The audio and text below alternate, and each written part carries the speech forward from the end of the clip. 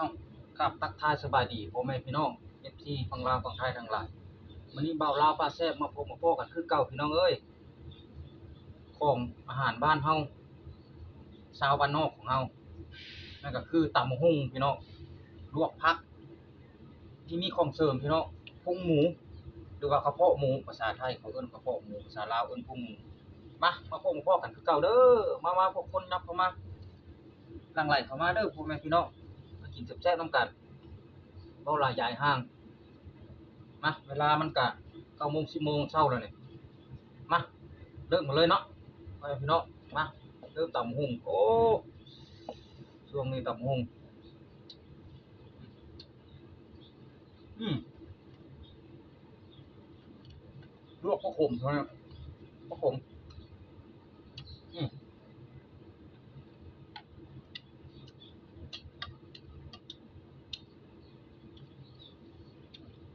พวกหมู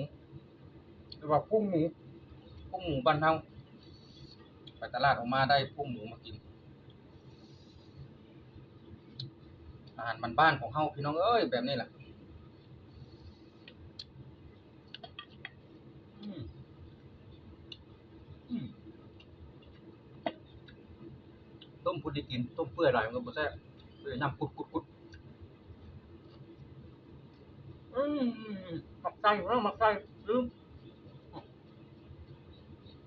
ไก่น้อยบ้านเฮาอืมก่อนกำลังดีข้าวเหนียวร้อนๆ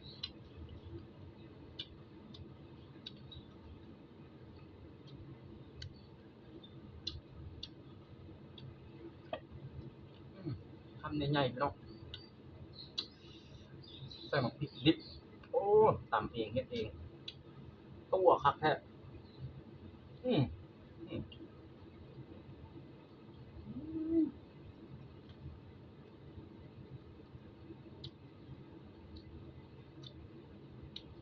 นี่ค่ากินค่าที่ตะไฟเลยพี่น้องป่องไฟบรรยากาศมืดๆครึ้มๆสงกรานต์แล้วฝนสิตกค่ำสงกรานต์บ่อืม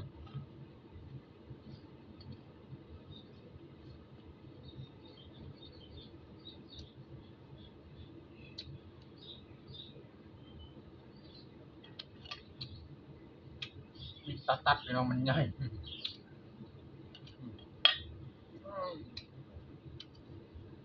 มันหลายอืม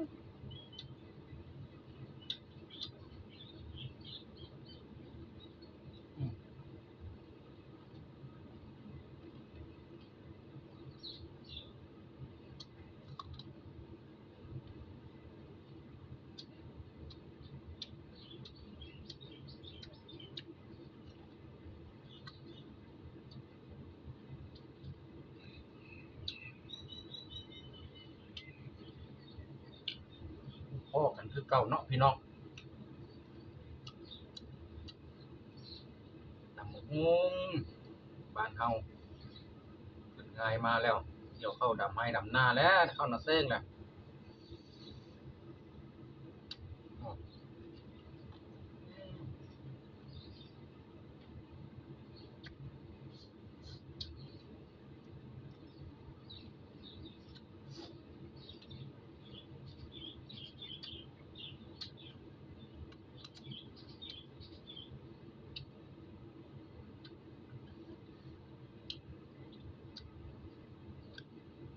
ผักบุ้งอ่อนๆพี่แซ่บพี่น้องเอ้ยฟังหน่วยพวกผม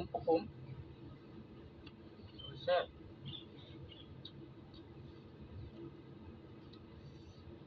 อืม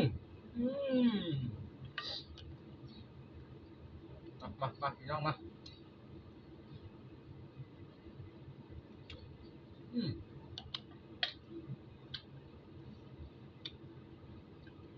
มาลองคำใหญ่ๆจากบ่ายมันด้วยขอโทษขออภัยกันด้วยพี่น้องคำใหญ่ๆโต้จากบ่ายเด้ออืม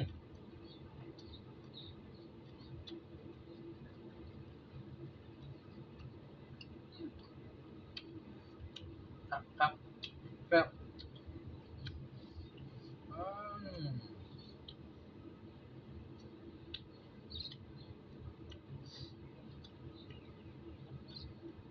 ผักก็กำลังหวานกำลังน้อยๆสิเป็นสาวเป็นบ่าว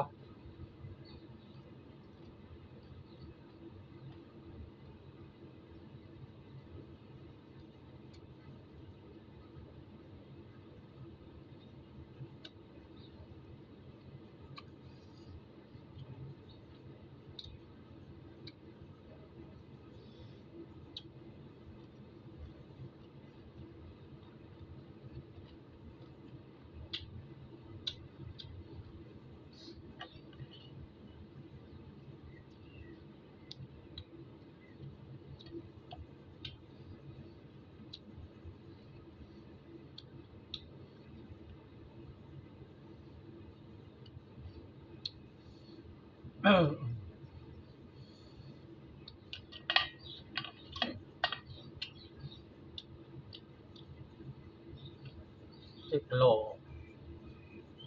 เป็ดขี้หนูเป็ดพี่น้องโน้สั่งเป็ดคักขนาดส่งฮอดนอนเลยอ่ะ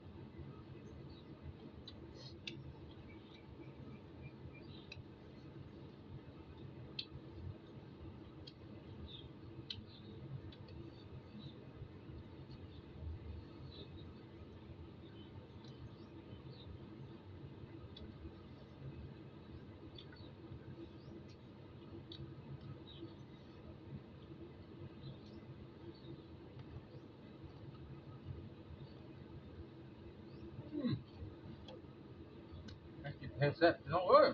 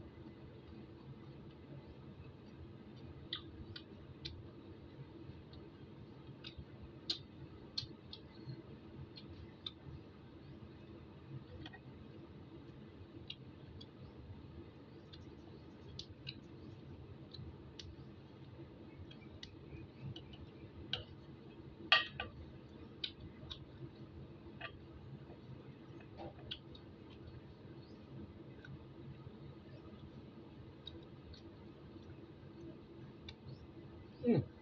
อืม